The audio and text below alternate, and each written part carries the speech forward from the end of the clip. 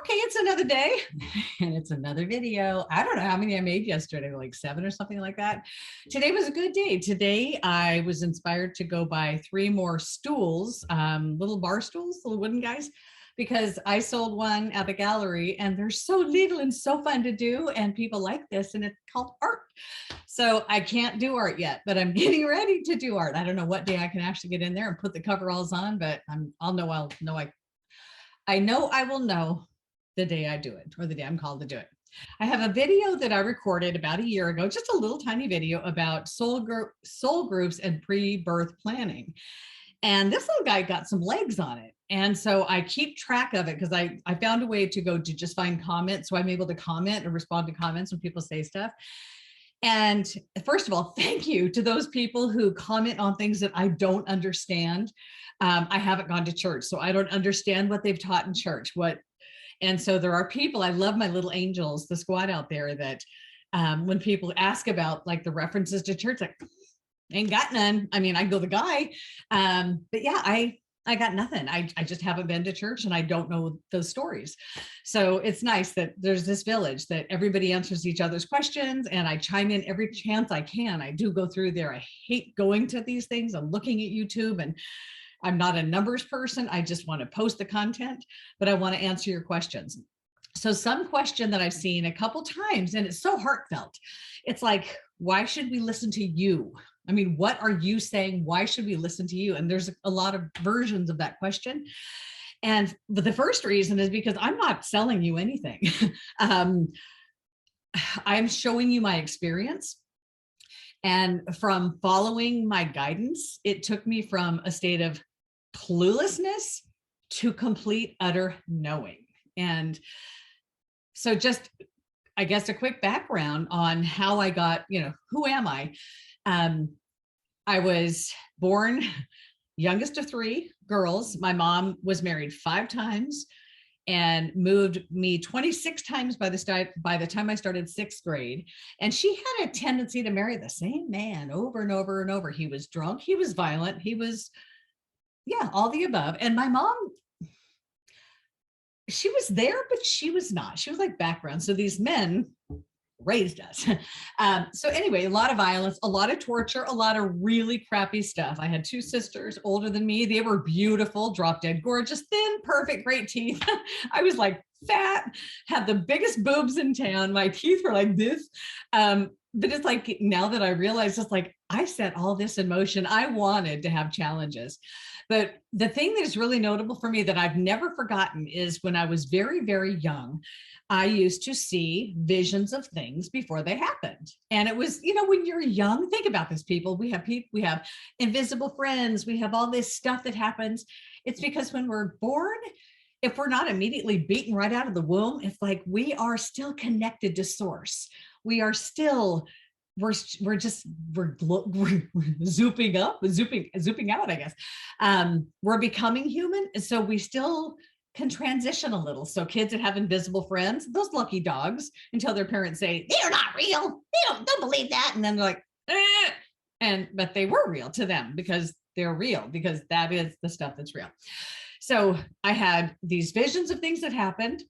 Clear as a bell. I could still see them as clear today, like watching a house burn down, my cousin Jessica hitting her head on the table, cracking it open. It wasn't always good stuff, but I had complete clear vision. So I was like, oh, I saw this happen. Oh, I saw this too. But you just don't know that not everybody can do that, but we actually all can. So that started it. And then at that point, that's when the violence in my childhood just was, there was no way I was going to be able to keep my head out of that. So violence ensued, drunk, just, horrible, horrible, horrible, horrible, horrible, until 5th grade, daddy number 4, who was also daddy number 1, birth father, revisited. My mom remarried him, and then she shot him and paralyzed him from the waist down. And then we hid from him and ran for him for a while. But then she met the next guy. This is the part that perplexes me, but she shot him May 21st. I was in 5th grade. She married the next guy the 4th of July, and I started 6th grade. He was my new dad. Oh, and he was only 10 years older than me, and I was the youngest. Yeah, it was fun. He was our big brother. So anyway, that's neither here nor there. So I had a horrible childhood. My mom was not a good mom. She sucked, but she was playing her role well. My two sisters got married, moved away. When I graduated from high school, had a friend, we are going to move into a place together. I remember packing my car as I was the youngest child. And I remember the feeling, and I was overcome by this feeling. So she's married to this guy. He's awesome. He's great. He's like a big brother. He takes great care of her. And I remember thinking, who's going to take care of my mother? It was overwhelming. She had programmed beliefs. We were just so much programming. Hello, thought belief is the thought you continue to think, that she was our responsibility. And we were never told that. We just assumed the roles because she made it very easy for us to take care of her because she was kind of a weakling. So after I moved out, flush the toilet, downward I was going. It was like out, my life sucked. Drugs, sex. I was in Vegas, drinking, heavily driving, finding your car parked over there. It's like the hangovers, but we just kept doing this stuff. It's like, it was just such a downward spiral. Twice I had suicide notes written. I don't know where I got the pills, like tranquilizers. I forgot what they were called, tranquilizers. Anyway, I was done. I I remember calling my mom, and I'm just like, I was at this place. I was like, the pills or answers. And my mom answers. And I'm like, I just had to ask her questions about the day of the shooting. And then I also wanted questions about my sexual abuse from her second husband. And when she got on the line, it was just like, mom, it's like, I need to talk. Mom. She's like, Cari. I'm like, no, I'm going to talk to you. She is all drugged up on something. So anyway, I just remember, it's like, I've had to endure this many times, this feeling like, it's like the voices, you've got this, you came to do this. So it's like, all right, pull up my big girl panties, damn it. And I got to do this again. Just when it's like, I'm at the bottom, the dark night of the soul, over and over and over and over again. And I had a quick engagement. I moved to Boston. I came back, and then Boston called and said, hey, come to my class reunion. And after a lot of talking into, I hopped on a plane to go to his class reunion across the country to escape an abusive relationship. And I met a man on the airplane who would become my husband, who would move me to Ohio, and who would be my knight in shining armor to get me away from the hell and the downward spiral until I moved to Ohio. And then I found out, wherever you go, there you are. Yeah. I moved to Ohio, and it's like, now I'm 2,500 miles away from anybody that I know. And I'm with a man who is so amazing. It's like a Cinderella story. However, I'm not allowed to do anything because clearly women cheat, and I would cheat on him. And so I couldn't do anything. And then he had 2 children who he coddled because his ex-wife cheated, and therefore all women cheated, but his kids didn't need to suffer. So he never said no. One of them is doing 28 years for kidnapping. So anyway, it was 5.5 years, and I got some self-help books while I was there. And it was like, I felt a fire in my belly. Like, I can't do this anymore. I can't do this. It's like, it's so comfortable. It's all I know. It's like discomfort, emotional abuse in my face, saying, you won't. I got these books, and I drew a line in the sand in my head. And I said, the next time he threatens me with divorce, he threatened me a lot. Like, I'm going to throw you out on the streets in Ohio. You're going to be alone. You're going to suffer. And I was scared to death until I drew that line in the sand. And then he crossed that line. He threatened me with divorce. The second the word divorce came out of his mouth, it was as if angel wings just floated around me and encompassed me. And here I was embarking on leaving the only comfort I had, which was basically being thrown out on the streets, the thing I feared. But it was like my choice. I chose this over staying here where it felt icky. And so I went to bed that night, and I slept better than I'd slept in 5.5 years. And the next day when he went to work, I moved out. And then hell hit. And this is the part I'm trying to help people with. I went through the whole victim story for 30 plus years, and I stayed in my story. I mean, I fought tooth and nail. I clawed to get out of my story because it was all I knew. It was all my life. It was all everybody I knew. We had this darkness, but there was something telling me there had to be more. Hello. And so I kept that voice active.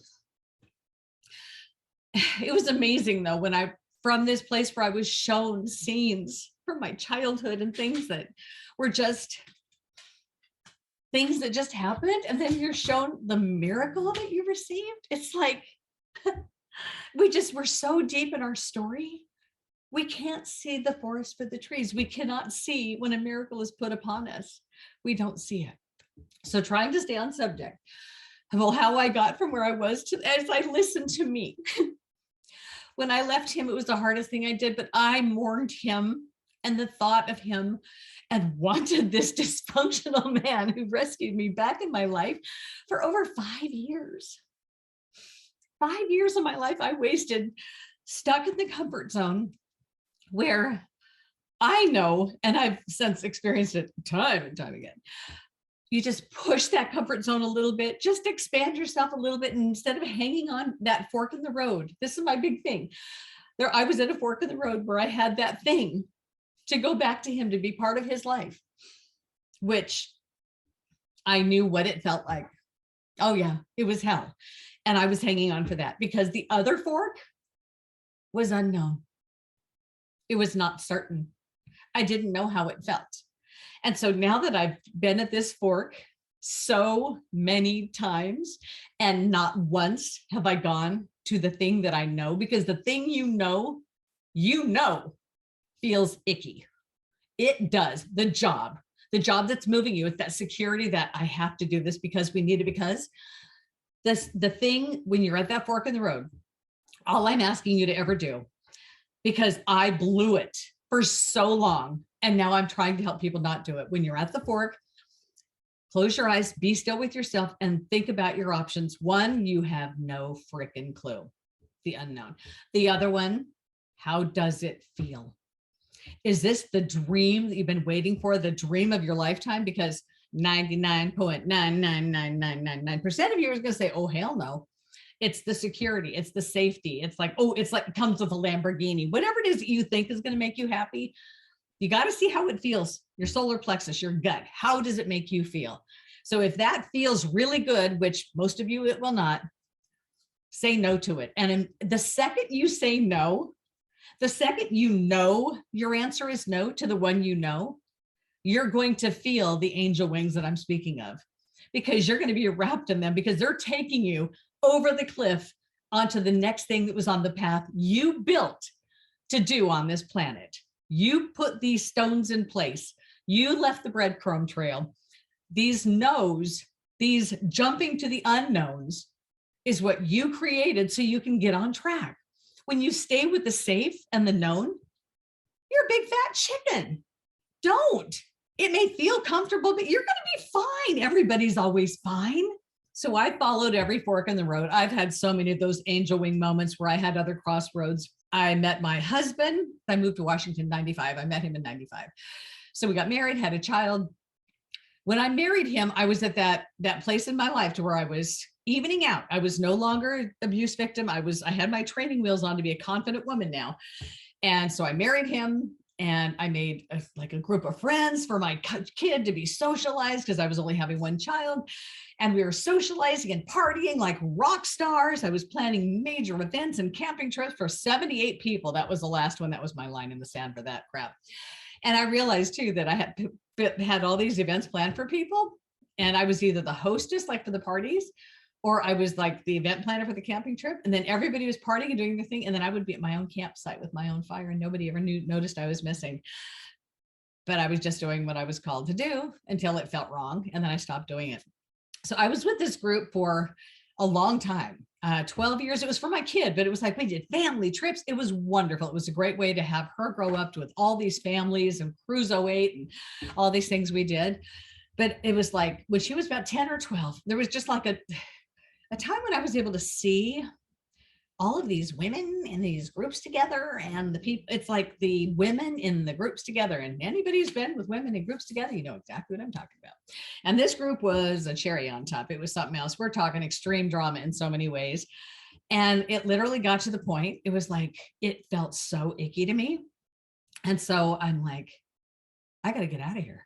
And I had a best friend of so long, and I never had friends growing up because we moved all the time. And so I was so shocked that I had been fighting and pissing on my territory, trying to keep my friendships and it was like, what am I doing? It was like banging your head against the wall over and over, trying to get a different result. Yeah. So I was doing this apparently for a while here. And then I realized it's like this best friend never had my back either. She was a coward. There's been a lot of cowards in my history. Apparently, yeah, I'm here to turn cowards around or something. This girl didn't have my back, so I walked away. And when I did, I mourned the loss of that, like I did my ex-husband. But this one I did in writing. I just wrote it. I just like, I'm letting you go. I'm letting you go because this feels wrong. And then I started walking.